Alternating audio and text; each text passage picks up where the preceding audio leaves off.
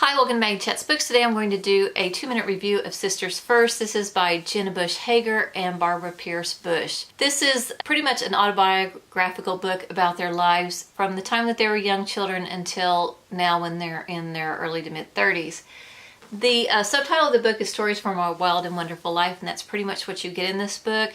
They had quite a wonderful childhood and also a little different from anybody else in that they were raised with Secret Service around them. There was a lot of press around them, and they had to grow up in the public eye. They tell a lot of stories in this book, one from each girl's perspective as you move through the chapter. They had some pretty amazing things happen. One girl was at a dinner party with Russian President Putin and her grandfather. They traveled the world, met the Queen and the Pope. They experienced 9/11 when their father was president, which was different for them because they were immediately removed from their schools and taken to a secure location.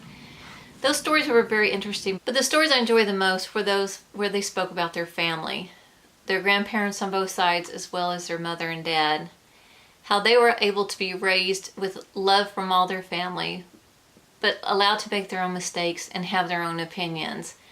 And that was probably the biggest thing that I took away from this, is that both women were very successful because they were allowed to be successful, not that somebody helped them be successful. This is not a political book at all, although there are political references in the book. There are some historical references as well, as I spoke about, but mostly this book is about love.